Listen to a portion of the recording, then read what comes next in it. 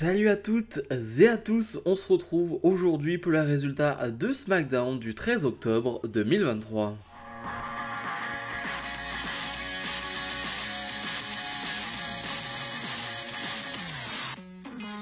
Le show bleu qui ouvre tout simplement avec le légendaire John Cena. Alors c'est la première de la saison pour SmackDown, on s'attendait peut-être à des nouveautés, eh bien pas du tout, hein, pas de changement de décor ou quoi que ce soit, on est finalement sur ce qu'on faisait auparavant, ce qui est dommage, hein, on marque pas le coup, mais on s'y attendait, il n'y avait pas de rumeur à ce sujet-là, pardon, et donc c'est dommage, mais bon, c'est comme ça.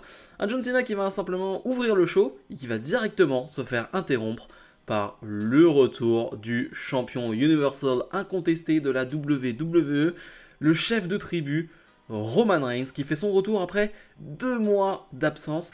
C'était long, mais il faut être honnête, on est quand même ravis de le voir enfin, parce que certes, quand il n'est pas là, c'est très chiant, et j'ai envie de dire, ça pénalise, on va dire, SmackDown, mais quand il est là, c'est quand même un sacré bonheur. Un Roman Reigns qui va demander à John Cena de quitter son ring, hein. Il n'a rien à faire là, d'ailleurs, il prend un nom, le GOAT, le Greatest of All Time, le plus grand de tous les temps, qui ne lui va pas, hein. Pour lui, il le sait très bien, c'est Roman Reigns, le plus grand de tous les temps.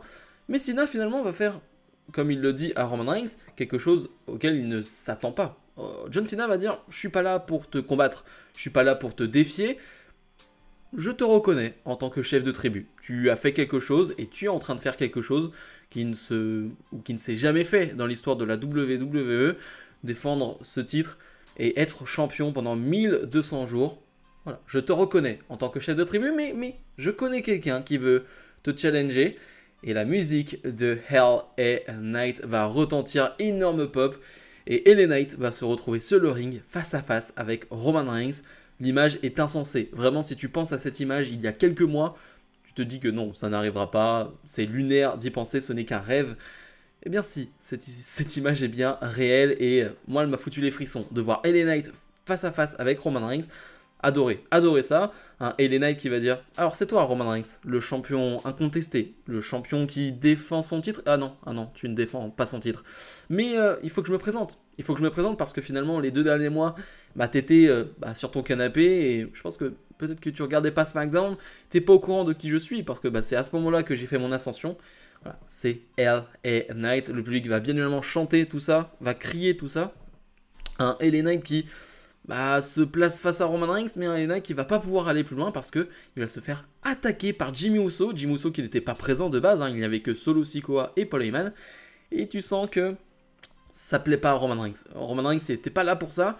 Finalement, LA Knight arrive à s'occuper de Jimmy Uso. Roman Reigns va lui quitter le ring mais parler à Solo Sikoa qui va challenger LA Knight pour un match plus tard dans la soirée, un match que va accepter LA Knight. Bref, c'est génial. Vraiment, t'ouvres le show avec John Cena, Roman Reigns plus LA Knight. Que demander de plus? Que demander de mieux? Les Brawling Brutes font face aux revenants, les Pretty Deadly, qui finalement n'étaient pas présents ces derniers mois parce que Elton Prince était blessé. D'ailleurs, il y a des vignettes vraiment très drôles sur sa rééducation, c'est vraiment hyper drôle. Et je trouve que ça a été bien fait, pour une fois on a eu des bonnes vignettes du côté de SmackDown et du roster principal, donc c'était plutôt cool. Et on va encore jouer avec ça, il l'appelle Elton Strong, Elton le puissant. C'est plutôt très drôle, il va d'ailleurs venir en chaise roulante et voilà, bref, et se relever parce qu'il est très puissant et parce qu'il s'est relevé de cette blessure. Bref, c'est plutôt très drôle. On a un combat de 5 minutes qui fait sens là aussi entre les deux parce que la dernière fois qu'on a vu les Pretty Deadly ensemble, c'était face aux Brawling Brutes. C'est à ce moment-là que Elton Prince s'est blessé, donc c'est plutôt normal. C'est un bon combat. Encore une fois, le côté très divertissant des Pretty Deadly fait la différence, je trouve. Ils vont encore jouer avec ce côté blessure au niveau du... Je crois que c'était au niveau du bras, donc au niveau de la clavicule, de l'épaule, je sais plus, mais en tout cas c'est de ce côté-là, et donc ils vont jouer avec ce côté-là, et surtout ils vont jouer en trichant, c'est-à-dire que les Pretty Deadly, surtout Elton Prince va faire mine d'être blessé à un moment donné. On s'inquiète un peu pour lui, et pas du tout, c'est un stratagème pour remporter le match, donc victoire des Pretty Deadly, et là aussi, j'ai qu'une hâte de les voir semaine après semaine, parce que pour moi c'est une superbe équipe déjà sur le ring, et surtout pour moi, ça c'est le divertissement. Zelina Vega Vega fait face à Bayley. Alors il faut savoir qu'en backstage, Carlito s'est fait attaquer par Bobby Lashley. Zelina Vega et toute la LWO étaient autour de Carlito, ce qui n'a pas plu à Bayley qui n'avait pas l'attention pour Io Sky. Et donc du coup ça a mené à ce match entre les deux. Un match qui va durer 2-3 minutes, pas grand chose à dire honnêtement, c'est pas fameux, hein, voilà. Finalement, Bayley va profiter d'une gêne, d'une intervention de Io Sky qui rend l'appareil à Bayley, hein, c'est ce qu'avait fait Bayley lors de Fastlane. Eh bien, Io Sky, eh bien, lui rend l'appareil, donc victoire de Bayley. Après le combat, Damage Control s'en prend toujours à Zelina Vega, mais Charlotte Flair va venir l'aider. Mais Charlotte Flair qui a eu la bonne idée d'être en talons, et donc vraiment elle arrive à 2 à l'heure, c'est plutôt très drôle d'ailleurs, la course qu'elle fait en talons, c'est plutôt très marrant. Mais bon, les talons c'est pas très appréciable à ce moment-là, je pense, mais bref, je sais pas où on va encore une fois, avec Charlotte Flair qui va rester autour de ce titre, je ne sais pas honnêtement. Je sais pas où ça va et ça m'intéresse pas. Le patron Triple H est présent sur le ring et on s'attendait à des annonces. Triple H va déjà nous dire que Fastlane était un succès de A à Z et que, eh bien, il va y avoir quelques changements. Et il y a Adam Pearce sur le ring, Adam Pearce qui est un officiel de la WWE maintenant depuis 3 ans, qui s'occupe de Raw et de SmackDown, c'est une sorte de general manager, hein, tout simplement. Et il le dit, bravo pour tout ce que tu as fait, bravo pour nous avoir aidés dans cette tâche. Finalement, tu es promu, parce que bah, tu vas être le general manager de Raw. Ok, cool, on a enfin une vraie figure d'autorité, ce qui était déjà le cas, mais c'était, on va dire, dans une ombre, on va dire, c'est dans l'ombre. Là, pour le coup, c'est réel, c'est factuel, c'est le general manager de, finalement, Raw. Dominic Mysterio, le champion nord-américain, va venir à ce moment-là. Il en a marre parce que lui il veut parler de la situation autour des titres de champion par équipe, il trouve que c'est injuste que Jey Uso et Cody Rhodes eh bien, soient champions, etc., etc. Dominic Mysterio va bien évidemment se faire huer à la mort, et d'ailleurs Triple H est vraiment très drôle à ce moment-là. Vous savez, il y a pas mal de détracteurs sur le fait que Dominic Mysterio se fasse huer, soi-disant, eh bien ce sont des fausses huées, voilà, c'est des bruits rajoutés par la WWE, et Triple H va prendre le micro pour dire ah ouais, en fait, quand tu le vis en personne, non, c'est vraiment réel, hein, c'est pas des bruits rajoutés. Il se joue un peu des détracteurs, je trouve ça très drôle de la part de Triple H. Il aime beaucoup ce genre de petites touches d'humour, ce genre de petits pics. C'est vraiment du Triple H tout craché, j'ai envie de dire. Mais Triple H va dire, bon, bah finalement, c'est pas au General Manager de Raw que tu dois le dire, mais au General Manager de SmackDown, qui est Nick Aldis. Alors Nick Aldis, moi je connais très peu, j'ai dû voir quelques trucs de lui dans sa carrière, mais vraiment très peu. Il a été engagé il y a quelques mois maintenant, mais il était un peu producteur chez WWE. Et bien là, il devient General Manager, c'est un ancien catcheur. Je dis ancien parce que on ne sait pas trop s'il a arrêté sa carrière ou non, hein. Il est assez jeune, je crois encore Nick Aldis. Mais ce qui est sûr, c'est qu'il a la classe. Là pour le coup, il a du charisme, il a de la prestance. Et directement, il met les choses au clair avec Dominic Mysterio. Il va le calmer directement, il en a un peu rien à faire de ce qu'il raconte, et surtout il va raconter eh bien, quelque chose d'important. Il y a quelques mois, Jey Uso a été drafté du côté de Raw, et du coup, quelqu'un devait être drafté du côté de SmackDown. Et bien cette superstar est ramenée, et c'est Kevin Owens. Kevin Owens qui est donc du côté de Raw, et bien passe du côté de SmackDown. Eh bien, il est séparé de Sami Zayn, surtout, c'est ce qu'on retient. Est-ce que Kevin Owens a fait ça parce qu'il ne veut plus être aux côtés de Jey Uso? C'est un peu ce qu'on peut imaginer. Un Kevin Owens qui va directement arriver sur le ring et porter un stunner sur Dominic Mysterio, serrer la main à Nick Aldis. Donc KO est du côté de SmackDown, je trouve l'idée géniale, mais à voir ce que ça va donner avec Sami Zayn. Est-ce qu'on aura un au revoir entre les deux? Je ne sais pas. Ce qui est sûr, c'est qu'on va retrouver Nick Aldis en backstage qui va parler avec les championnes par équipe féminines Chelsea Green et Piper Niven. Mais il va revenir surtout sur une situation en parlant à Charlotte Flair, en lui disant que selon lui, eh bien Fastlane, elle aurait pu devenir championne s'il n'y avait pas eu d'intervention de Bayley. Et donc du coup, la semaine prochaine, Charlotte Flair aura une nouvelle chance pour le titre face à Io Sky. Charlotte Flair va vouloir s'en aller, mais va rencontrer une certaine Jade Cargill qui est accompagnée de Triple H. Et là, t'as un petit face-à-face entre les deux. Je sais pas vous, j'ai eu quelques frissons. Franchement, quelques frissons. On te tease quand même cette arrivée de Jade Cargill petit à petit en la mettant à petite touche dans les shows, et c'est très bien comme ça. Faut pas précipiter son arrivée. Là, pour le moment, je trouve que c'est assez parfait ce qu'ils font avec. Cody Rhodes et Jey Uso défendent leur titre de champion par équipe face à Grayson Waller et Austin Theory. C'est un Open Challenge qui avait été ouvert justement sur les réseaux sociaux, et Austin Theory et Grayson Waller y ont répondu. Il faut savoir que Austin Theory et Grayson Waller sont pour le moment invaincu en équipe. Donc un match qui fait un peu sens. Un combat qui va durer 7-8 minutes, quelque chose comme ça. C'était sympa. Ça va pas plus loin, je trouve. Honnêtement que par exemple les heals sont assez inexistants dans ce combat. C'est-à-dire que vraiment Waller et Austin Theory, à aucun moment je m'inquiète de ce qu'ils font. À aucun moment je m'intéresse réellement à ce qu'ils font sur le ring. Je trouve qu'ils sont assez transparents. Honnêtement, voilà. C'est quand mon avis, mais... Voilà, il y a le hot tag de Cody Rhodes qui est cool, qui est vraiment très sympa. Et par contre, il faut revenir sur un truc, c'est le finish de Jey Uso et Cody Rhodes. Il m'inquiète. Il m'inquiète parce que c'est donc le Cody Cutter porté donc avec Jey Uso qui va porter son adversaire. Et je trouve que c'est hyper dangereux pour Cody Rhodes. C'est la deuxième fois qu'il le porte. Et je trouve qu'il retombe à chaque fois mal. Et moi, ça me fait peur. Alors, Cody Rhodes a l'air d'aller bien, ensuite derrière, tout va bien, mais...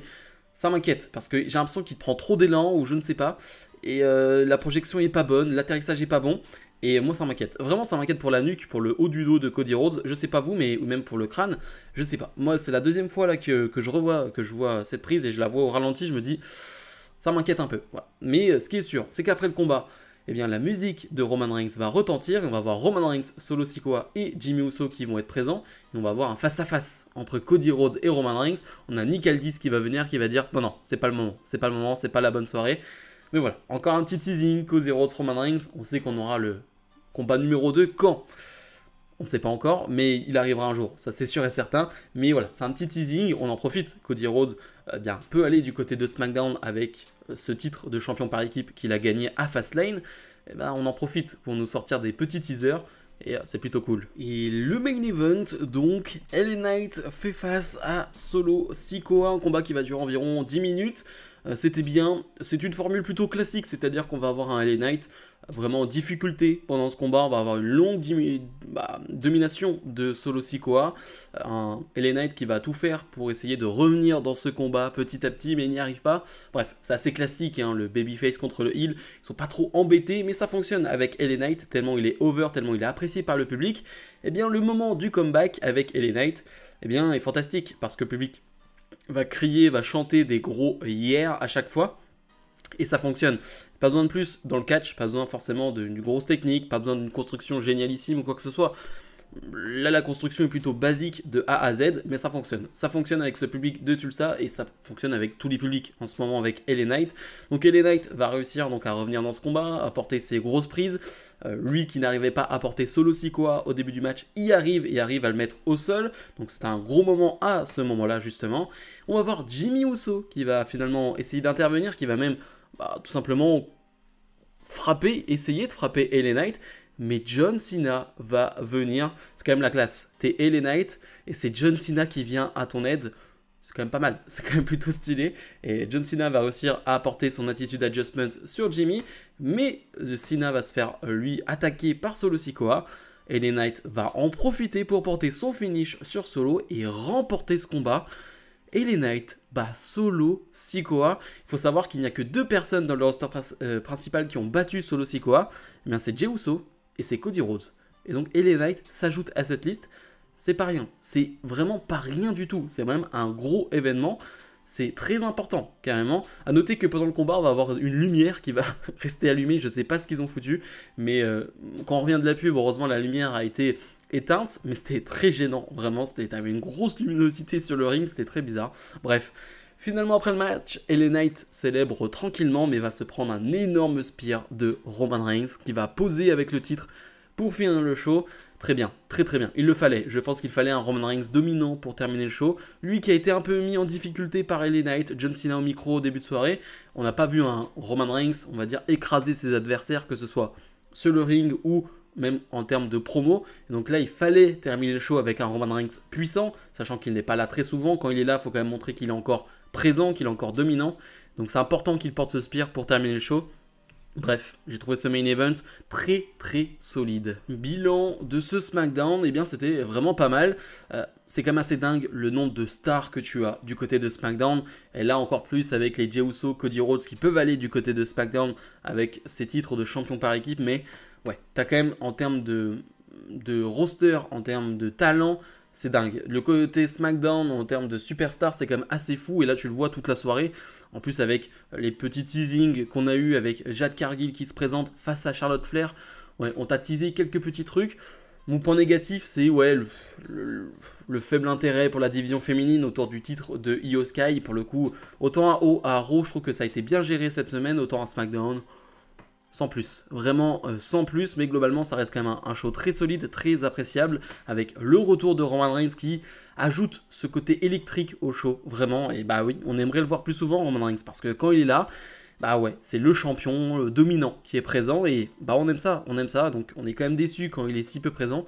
Je sais pas s'il est averti pour la semaine prochaine parce qu'honnêtement on fait au jour le jour, j'ai l'impression avec Roman Reigns et on ne sait jamais réellement, donc on verra bien, mais ce serait bien pour construire cette histoire. Est-ce qu'on va aller directement sur LA Knight, Roman Reigns lors de Crown Jewel?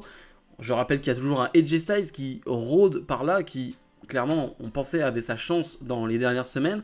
Donc on sait pas, on va voir où ça va aller, mais en tout cas ça m'intéresse, c'est hyper intriguant. Ma note pour ce show, on est sur un bon 8 sur 10. Comme d'habitude, n'oubliez pas de mettre le pouce vers le haut, de vous abonner. Et nous on se retrouve dès demain pour finalement le récap de l'actualité WWE de la semaine. Salut, salut!